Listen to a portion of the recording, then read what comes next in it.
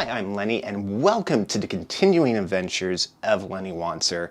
In this video, I'm going to discuss the film Scream 2, which was released in 1997.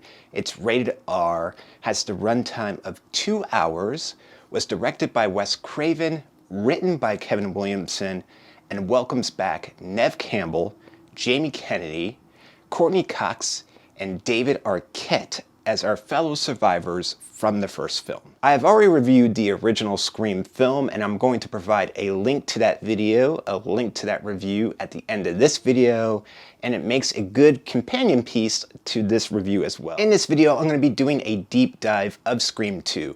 So if you have never seen the film, you don't want it spoiled for you, you're not going to want to watch this video at this time. Spoilers ahead! One of the taglines for Scream 2 is this: someone has taken their love of sequels one step too far. And sequels and the concept of sequels, film sequels, is the thread that runs through this whole story. Scream 2 takes place 2 years after the events of the first Scream. The movie begins with the premiere launch of the film Stab, which is based off the book by Gale Weathers, The Woodsboro Murders, which is based off the events that happened in the first film. The notoriety of those murders and those events that took place have made the costumes that Billy and Stu wore very popular. So popular, in fact, that they're actually being handed out to each person that's going to watch the premiere of the film Stab. While at the movies, a boyfriend and a girlfriend couple are killed.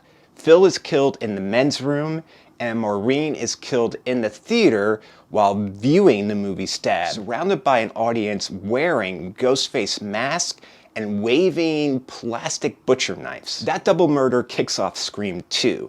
And then we catch up with Sidney Prescott, who's no longer living in Woodsboro, California, but is actually attending Wanser College in Ohio with fellow survivor Randy Meeks. Best-selling author and reporter Gale Weathers pops up at the college unannounced, along with Cotton Weary, hoping to catch a surprise interview with Sidney. It was Sidney's testimony that got Cotton incarcerated for the crime of killing Sidney's mother. Dewey Riley, aka Deputy Dewey, shows up on campus around the same time to check up on Sidney and make sure that she is okay. His sister was killed by Billy and Stu in the previous film. We also get fresh meat brought into the sequel. We meet Sidney's dorm mate, roommate, Haley, her brand new frat bro boyfriend Derek, Randy's class film rival Mickey, and sorority sisters Lois and Murphy. Randy gives us an all new set of rules pertaining to sequels. A, the body count is always bigger. B, the death scenes are much more elaborate. More blood, more gore. And C, never ever, under any circumstance, assume the killer is dead. The main setting this time around is Wanser College and its surrounding campus areas. Someone, or someones, is copying the killings that took place in Woodsboro by killing off people that have similar names within the Wanser College surrounding area in the same order or same progression that took place within Woodsboro. The killer isn't just after Sidney, but after all the surviving members of the original film, with Randy being the next one to get picked off, showing that all bets are off. Dewey seemingly gets killed right in front of Gale, with her unable to do anything about it. The final battle takes place on the theater stage, which is dressed for a production that Sidney was going to be the star of. Reveal number 1. Mickey, the Tarantino wannabe, is one of the killers, and his motive for killing is that violent films made him do it.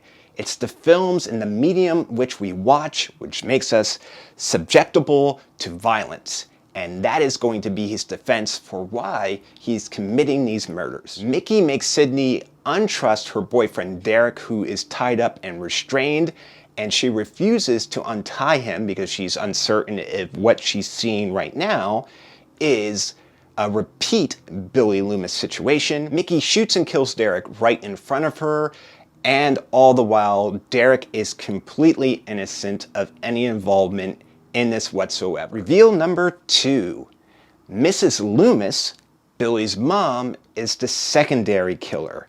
Yes, we have 2 killers again within this film. Yes, Mrs. Loomis is the second killer who wants revenge on Sydney for her innocent baby boy, Billy, getting killed. All the while within this film, she has been acting as a local reporter around campus named Debbie Salt. We also find out that Mrs. Loomis was looking for a serial killer, which she finds in Mickey, which she then pays for Mickey to go to college so he can get into college and get close to Sydney. Okay, Mrs. Loomis shoots Gale Weathers and shoots Mickey, saying that his part with all this is now done. Mrs. Loomis is about to off Sydney when Cotton shows up and has a gun of his own, and Sydney is able to barter with Cotton to kill Mrs. Loomis, which he does. He shoots her. Gale pops up hurt, but not dead. Mickey pops back up as well, with Sydney and Gale both filling him full of lead, not taking any chances whatsoever. Sydney puts a bullet right into Mrs. Loomis's head. The police and ambulance arrive at the campus, and we see Dewey hauled off on a stretcher, badly hurt, but not dead. Cotton gets the publicity that he was looking for when Sydney tells the media that Cotton is the hero. And as Sydney walks off, the credits roll, and that is Scream 2. Scream 2 is nowhere near as groundbreaking as its predecessor was. And within this film, it often ignores the rules that it implemented. One of my biggest issues with Scream 2 is this. At the very beginning of the film, the 2 black characters, played by Jada Pinkett Smith and Omar Epps, have a discussion as they're going into the theater about how the genre of horror has exploited black characters, how they're treated within films, especially within films pertaining to horror.